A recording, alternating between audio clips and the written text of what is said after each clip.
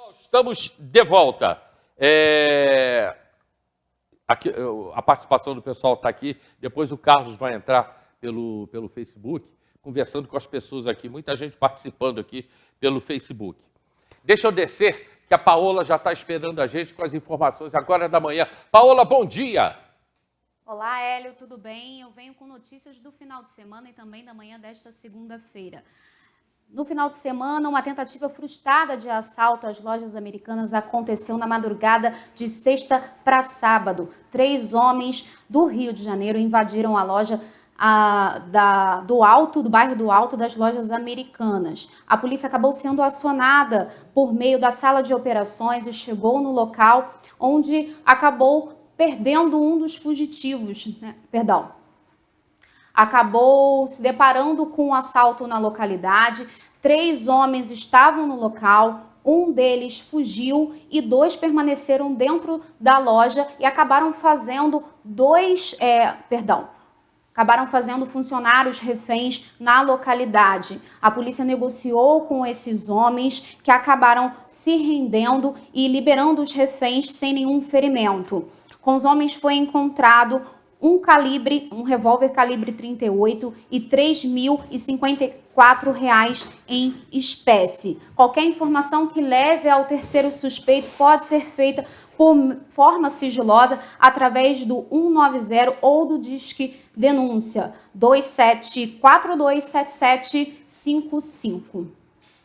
Neste final de semana, aconteceram também mais 2 acidentes envolvendo motociclista. Na semana passada, a gente deu uma notícia triste da morte de um jovem de apenas 18 anos na estrada que liga Teresópolis a Friburgo após ser atingido por um carro. No sábado, aconteceu esse acidente aí que você está acompanhando em Albuquerque, na altura do Vale Feliz. Um motociclista ele se envolveu nesse acidente, foi atendido pelo Corpo de Bombeiros no local e logo após foi encaminhado para o Hospital das Clínicas. No domingo, um outro acidente aconteceu também envolvendo um motociclista. Deixou aí o Igor, que veio a falecer no local por conta de uma imprudência no trânsito. O acidente aconteceu na RJ 116, em Cachoeira de Macacu.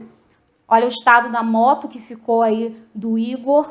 Ele estava seguindo na sua pista corretamente, subindo ali, porém esse carro entrou sem sinalização no posto e acabou atingindo o Igor de frente. Ele era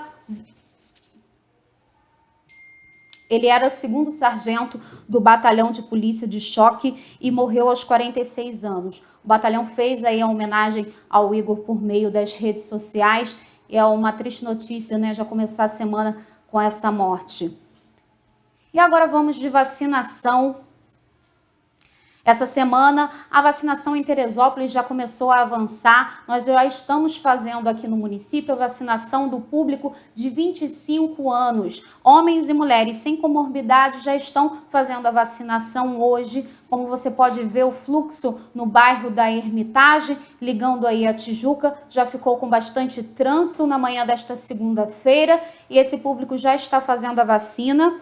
E ao longo da semana, o calendário de vacinação seguirá da seguinte forma: na terça-feira vai ser a vez do público de homens e mulheres de 24 anos, na quarta-feira será o público de 23 anos, na quinta-feira, seguindo da mesma forma, 22 anos e sexta-feira, para fechar, vai ser o público de 21 anos. O atendimento está acontecendo de 9 às 3 da tarde, todos os dias, e as vacinas estão sendo aplicadas na Secretaria Municipal de Saúde, no bairro da Tijuca, na Unidade Básica em Bom Sucesso, no Posto de Saúde em Pessegueiros. E é importante que todos levem aí a identidade e o cartão do SUS, caso tenha, e o comprovante de residência aqui de Teresópolis. Lembrando que hoje, segunda-feira, é o feriado do comércio aqui na cidade. Shoppings, lojas estão tudo fechado, então o fluxo na cidade, a rotina, só volta ao normal a partir da terça-feira. Paola, muito obrigado aí pelas informações. A Paola está no plantão. Qualquer coisa que aconteça, ela está voltando. É isso, Paola? Isso mesmo, Hélio. Obrigado, o nosso Marcelinho também está aí de plantão, o nosso Bandeira também. Obrigado, Paola. E a gente está aqui, TV Diário. Aconteceu, você fica sabendo imediatamente. Lembrando que o nosso programa repete às 16 horas, atualizando, se for necessário, as informações, as notícias, né? As reportagens, e também com reprise agora às 0h, meia-noite. Reta final do nosso programa, agradecendo muito a participação do Carlos. Mas, Carlos, eu queria que você fizesse uma análise desse momento que a gente está vivendo. Porque é muita briga, muita confusão, os poderes não se entendem. Governo, Congresso e o Judiciário. Hélio, nós vivemos o momento mais delicado desde 1964. A situação está crítica no Brasil. Os nervos estão à flor da pele, princípios da nossa Constituição da República, do Estado Democrático de Direito, já foram quebrados, que a gente chama, né, os freios e contrapesos, que são aqueles dispositivos que têm a função de segurar um poder para que ele não avance a área de atuação do outro. Hoje o STF manda em todo mundo. Ele está prendendo todos aqueles que se manifestam contra a vontade dele. O STF hoje é aquele menino mimado, né? O reizinho da casa. Se não fizer o que eu mando, vai ser preso. Sarah Winter foi presa, o jornalista Oswaldo Eustáquio, depois foi o deputado... Estão presos, né? Não, os dois já foram liberados. O nosso amigo aqui de Petrópolis, Daniel Silveira, continua preso. Mesmo sendo estipulado a fiança de R$100 mil, ele conseguiu dinheiro para a fiança e o STF não deixou ele pagar a fiança. Um absurdo. Agora, o presidente do PTB, Roberto Jefferson, foi preso. Já saiu uma lista aí, segundo o Magno Malta, uma lista onde está o Magno Malta, Silas Malafaia, o cantor lá, esqueci o nome daquele cantor famoso. Sérgio Reis. Sérgio Reis. Daqui um pouco vai ser o Carlos Martins, gestor público.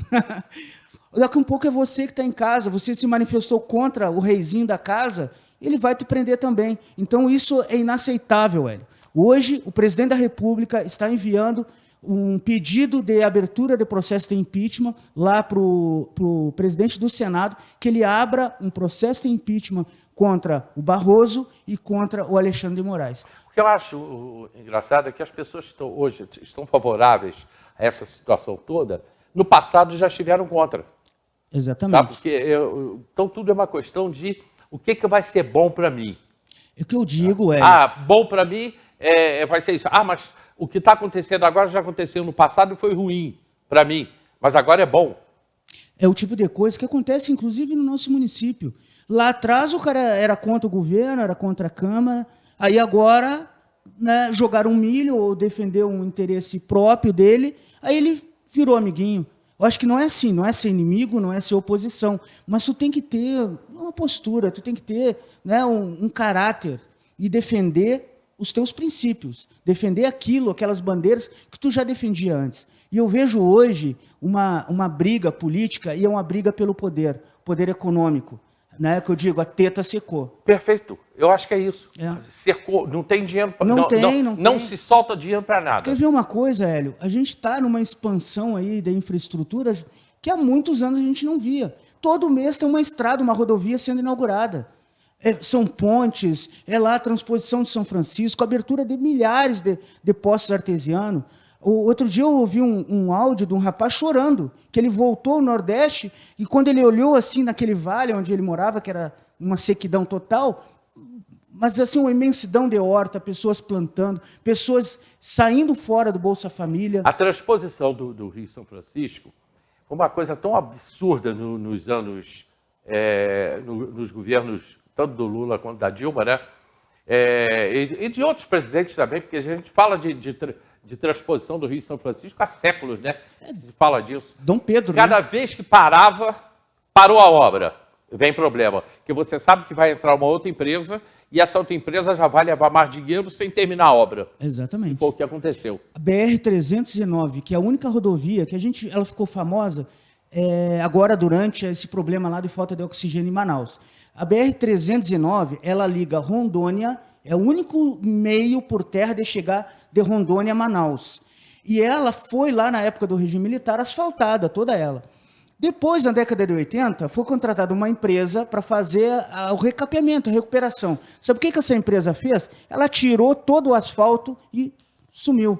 Aí agora o ministro Tarcísio, né, ministro da Infraestrutura, está recapeando com altíssima qualidade, sem roubalheira. A gente não ouve falar de roubo em fraude em licitação. Isso é muito importante, pessoal. A gente tem que analisar friamente isso. Quem está roubando o seu dinheiro, e isso não é só na questão federal, estadual e municipal também. Quem está roubando o seu dinheiro, quem está escondendo licitação, quem está escondendo, não está prestando contas para a população, é muito importante a gente ver isso.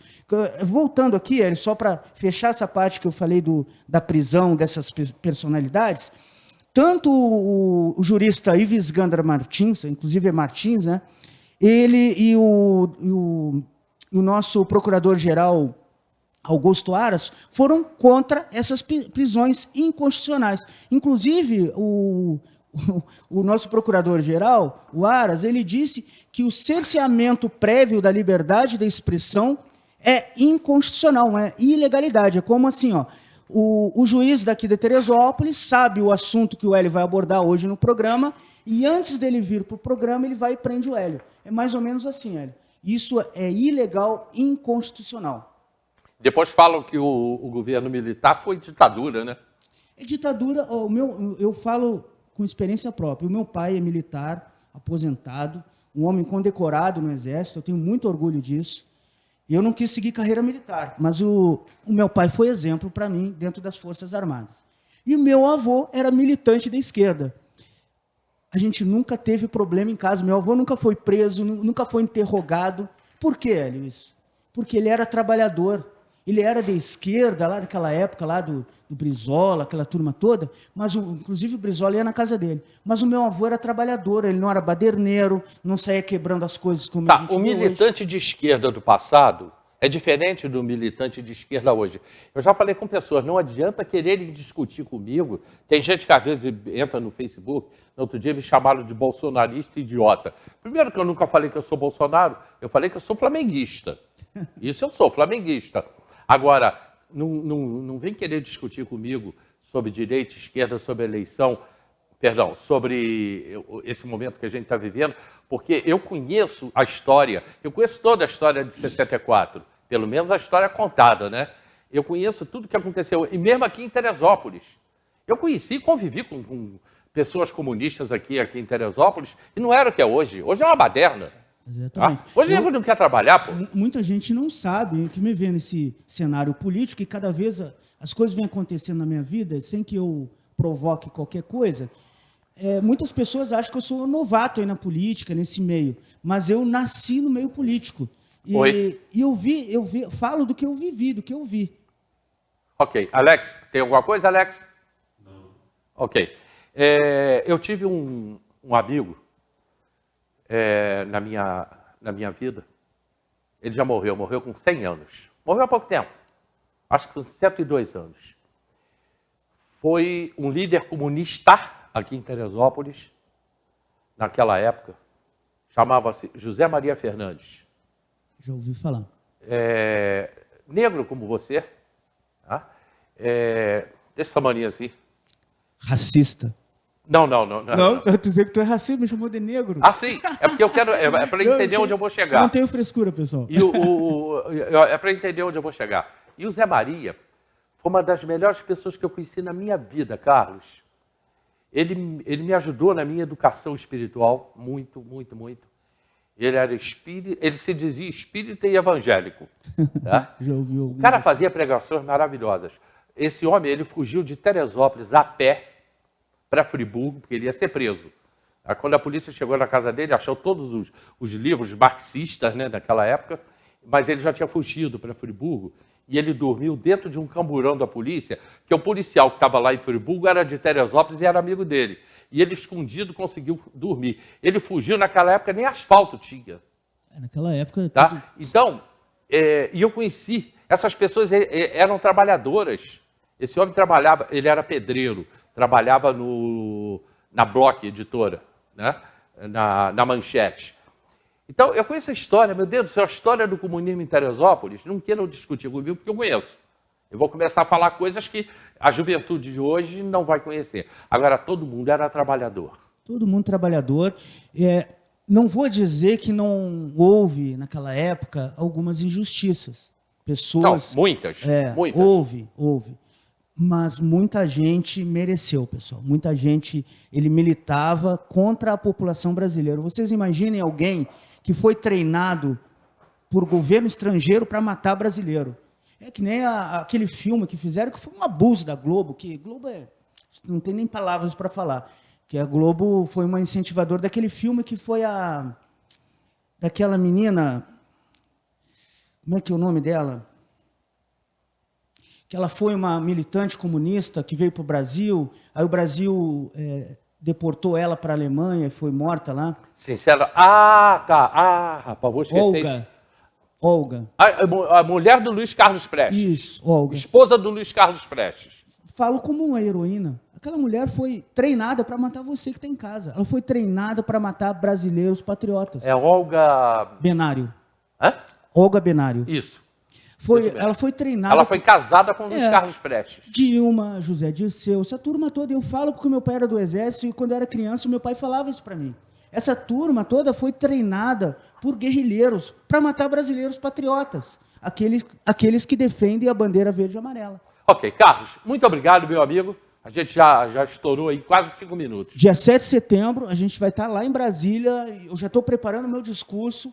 Vai ter uma turma representando a nossa cidade. A gente precisa colocar Teresópolis no processo decisório nacional. E, graças a Deus, a gente tem um grupo, através do B38 e outros grupos aqui conservadores na cidade, que estarão lá. Eu acho que eu não dei um abraço para a Tati Paqui, que também comentou. Um abraço para ela. Muito obrigado, Carlos. Muito obrigado a todos vocês que estiveram. Amanhã vou ter 2 mães aqui no programa, mães de crianças excepcionais. Olha que assunto por demais relevante. Mães de crianças especiais. É o tema do programa de amanhã. Muito obrigado, gente. Aquele abraço. Fiquem com Deus.